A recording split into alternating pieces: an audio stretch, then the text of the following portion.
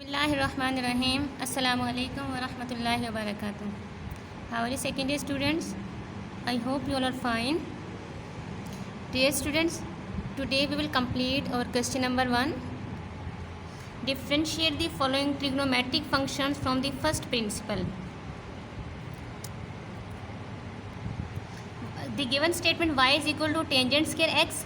There is no tangent x square. Okay, there is y is equal to tangent square x.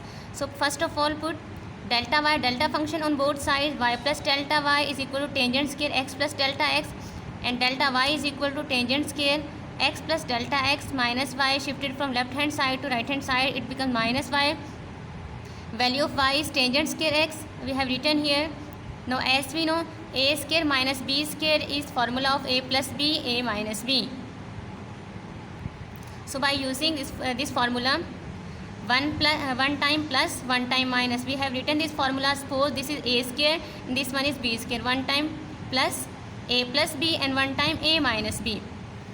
Tangent x plus delta x plus tangent x.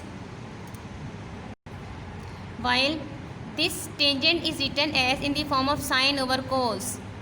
This is angle minus tangent in place of tangent sine over cos. I have written here. In next steps,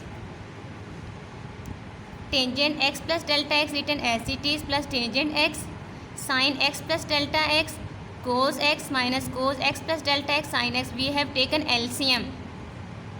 By taking LCM in denominator, cos x plus delta x and cos x written as it is, while this is the method we have used by taking LCM.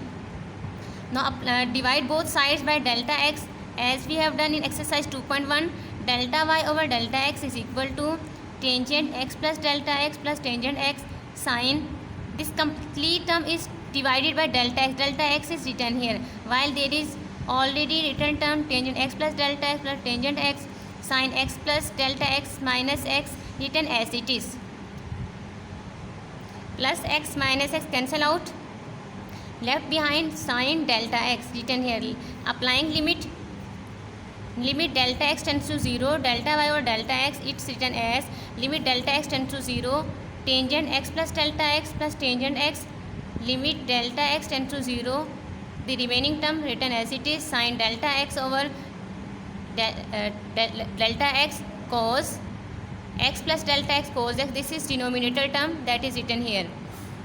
So now by applying limit, left behind tangent x plus tangent x, as delta x becomes 0, here delta x term becomes 0. So left behind only tangent x plus tangent x into 1 over cos x cos x.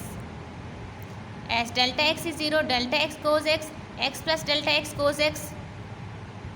By simplification, this portion after applying limit delta x tends to 0, left behind tangent x 2 tangent x over 1 over cos square x, so it becomes 2 tangent x secant square x. This is our final answer. This is our required derivative of trigonometric functions.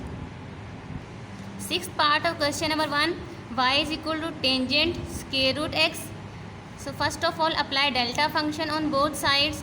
Y plus delta y, tangent x plus delta x, tangent square root x plus delta x, and y shifted on right hand side, it becomes minus delta y is equal to tangent square root x plus delta x minus y. Now put the value of y that is given here, minus tangent square root x. So delta y is equal to sine, tangent is equal to sine or cos x square root x plus delta x over x plus delta x. This one is delta x. This is delta x, okay, not square root, delta. This is delta function. Sine x plus square root sine square root x plus delta x over cos, as angle is x plus delta x, so it remains as it is, x plus delta x plus delta x. This one is delta, okay, minus sine square root x over cos square root of x. So what's the next step now? I am repeating again. In start, first of all we have added delta function, then we have shifted y from left hand side to right hand side. After that we have put the value of y, that is given in equation question, y is equal to tangent square root x, while delta y is equal to sine square root x plus delta x over cos square root x plus delta x. This one is delta x, not square root. Okay, minus sin square root x over cos square root x. Sin, we have taken LCM, cos square root x plus delta x. This one is delta x, I have corrected here, and cos delta x. So this is simple LCM. Cos square root x plus delta x is present here, so it multiplies with it. So remaining term sin square root x plus delta x written here, and the second term cos square root x minus sin as it is, while cos square root x is in denominator, so that's why cos square root x plus delta x into sin delta x is written in this numerator term, right? Dividing both sides by delta y over delta x. So now on left hand side delta y over delta x, and on right hand side sin square root x plus delta x minus square root x over cos x plus delta x cos square root x delta x. This delta x is written here, so this complete term is divided by delta x. Left hand side and right hand side both are divided by delta x function. As you know, while taking derivative, which one is first step? In first step we have written the given function is equal to y, and what is second step? In second step we have to insert delta function on both sides, y plus delta y, x plus delta x. Okay, and in third step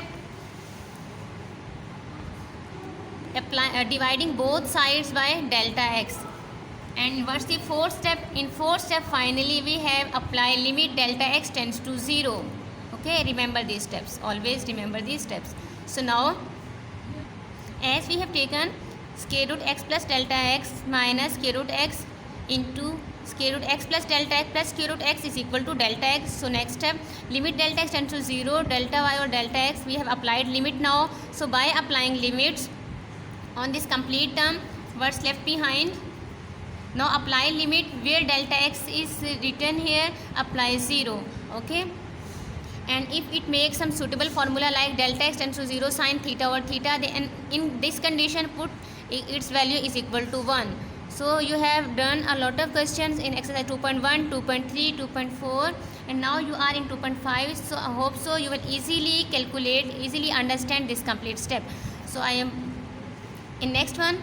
So left behind, after putting delta x tends to 0, 1 over square root x plus 0 plus square root x cos square root x plus 0 into cos square root x. So finally it becomes 1 over 2 square root x cos square root x, square root x plus 0 only 0. So final term is secant square square root x over 2 square root x. This is our final required answer. So this is the required derivative of the given trigonometric function. Question number 1 is completed now. Now it's your home task to practice and homework of all parts of question number 1. Fi amanillah. Assalamu alaikum wa rahmatullahi wa barakatuh.